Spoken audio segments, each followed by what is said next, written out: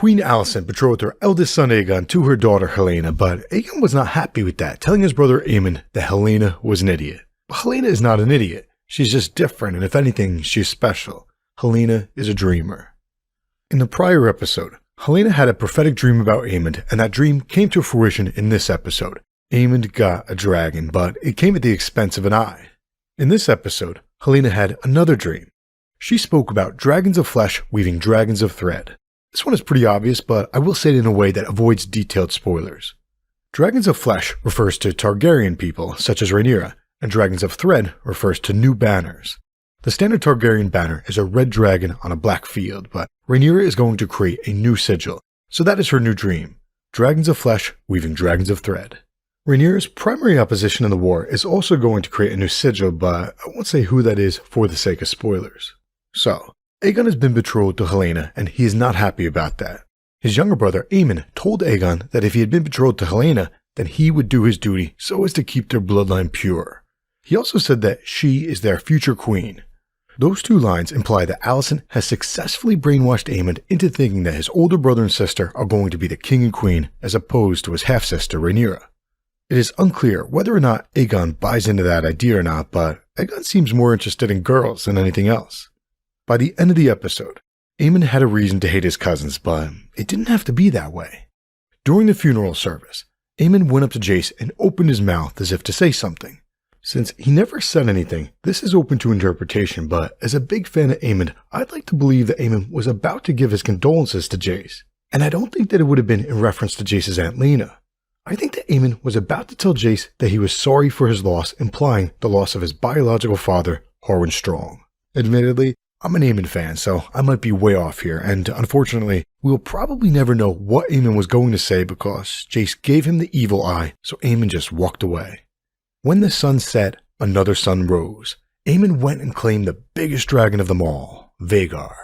At this point, Vhagar is around 170 years old. It was glorious. Unfortunately, what should have been a moment of celebration quickly turned into a moment of tragedy and division. Daemon and Rhaenyra had two daughters, twins named Baela and Rhaena. Although Baela's egg hatched into a dragon she named Moondancer, Rhaena's egg never hatched. So Rhaena had planned on claiming her late mother's dragon, Vhagar. That is why they ran out there and yelled at Aemond. The verbal fight quickly escalated into an actual fight, 4-on-1, and in the end, Luke cut out Aemond's eye.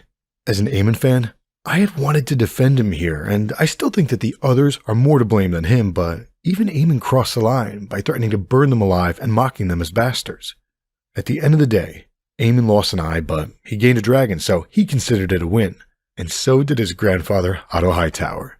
But this event is not something that Aemond is ever going to forget. His cousins better keep their guards up, especially Luke. It's worth noting that Vhagar nearly threw Aemond off of her since Aemond had forgotten to strap himself into the saddle. Keep that on your radar. There are probably going to be at least 2 callbacks to this over the course of the show. What is the meaning of this? What is the meaning of this? The trial in the Hall of Nine was a callback to the trial at the Inn of the Crossroads, and this trial also marked a definitive crossroads. At the end of the trial, there were 2 clear sides, the blacks and the greens. Otto was proud of the way in which Alicent fought dirty, and he also acknowledged that Aemond was right about Vhagar. Vhagar was a major win for the Greens since Vhagar is the oldest and largest dragon by a long shot. After the funeral service, Rhaenyra made eye contact with Daemon and she almost smiled, but not quite. Daemon, however, couldn't hold it in. It was adorable. Since Daemon would not come over to the king, Viserys wobbled his way over to Daemon and invited Daemon back to King's Landing. He offered him a spot on the small council and even offered Daemon whatever he needed.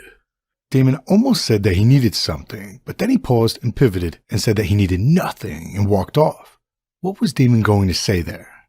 Daemon might have been about to say that Viserys had already denied Daemon the one thing which he wanted most, Rhaenyra. But to be clear, that's pure speculation. All we know for sure is that he said that he needed, then he paused, and he finished by saying the word, nothing. Rhaenyra saw Daemon walk off, so she sent her boys to bed and followed him out onto the beach. This scene was fantastic. Rhaenyra chastised Daemon for having abandoned her, and he responded by saying that she had been just a child, and he had spared her by staying away from her. Daemon is a dark and dangerous guy, as Rhaenyra herself pointed out during this conversation. but he does have a soft, vulnerable, and caring side, at times. So Daemon said that he had spared her since she had been just a child, but Rhaenyra countered by telling him to look around as proof that he had not actually saved her. She went on to say that she is no longer a child, and then she kissed him. The way in which she grabbed his face was a callback to the way in which he had grabbed her face at the brothel and also on the dance floor. But there were two differences. First off, she initiated the face grab this time, and second, she did it with a different type of passion. This kiss was less about lust and more about love. It's worth noting that the way in which Rhaenyra reached around Daemon and pulled him in close stands in direct contrast to the way in which Alicent had acted when Viserys had summoned her to do her duty. On a lighter note, it was pretty cool how Rhaenyra and Daemon came together as one. They bonded, for lack of better words, and then the show transitioned directly into the Aemond and Vhagar bonding scene. This episode hinted at an upcoming plot point in a very subtle way. It gave us all the clues without spoiling what is to come, and I will do the same. The issue is High Tide. As a reminder, High Tide is the new seat of House Velaryon. It is a castle on the island of Driftmark.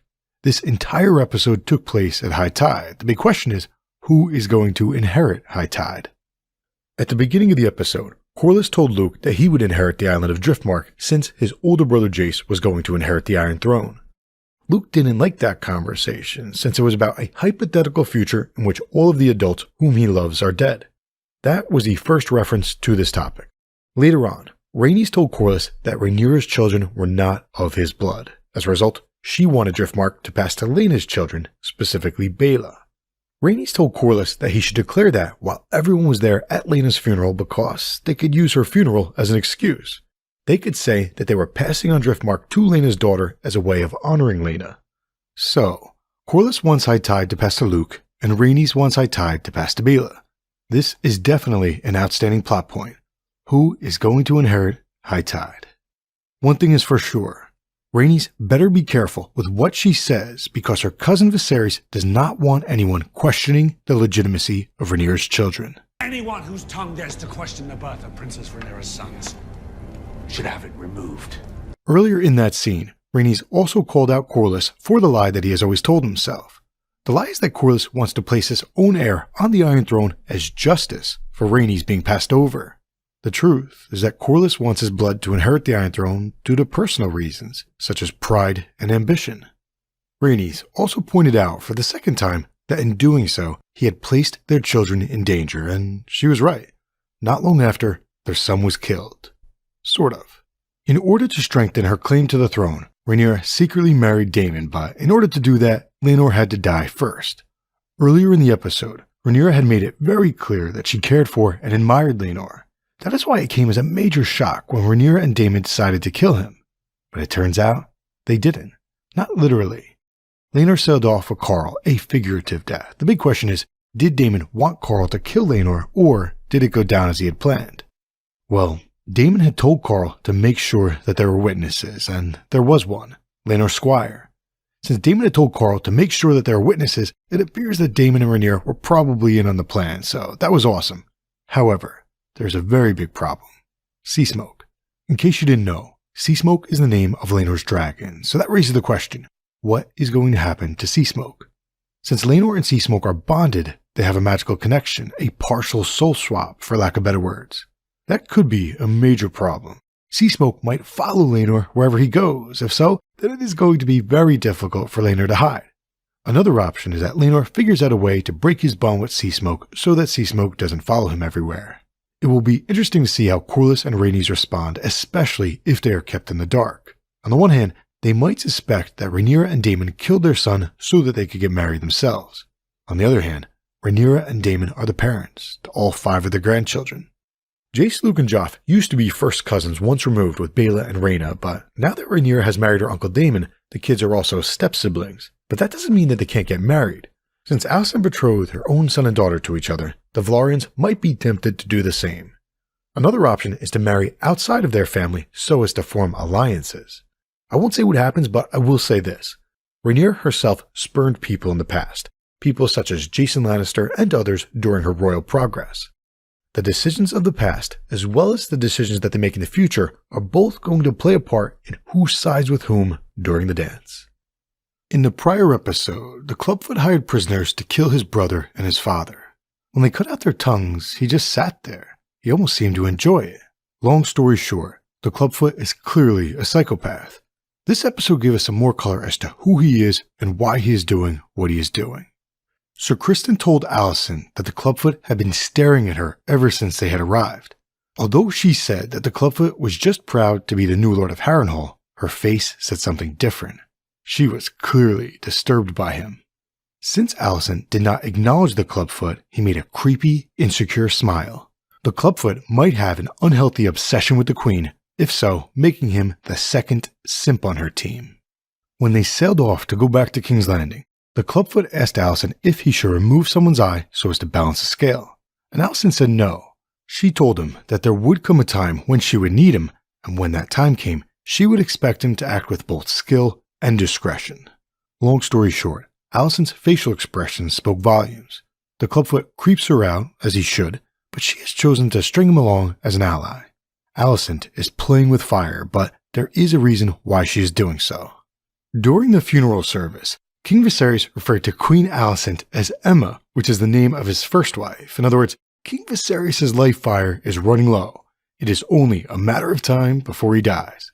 A decade prior, Otto had warned Alicent that when Viserys dies, there will be war. So that is why she is making moves. Meanwhile, Rhaenyra made moves of her own. Rhaenyra held what appears to be a secret wedding ceremony, a beautiful Valyrian marriage of blood and fire. Soon, the dragons will dance and die.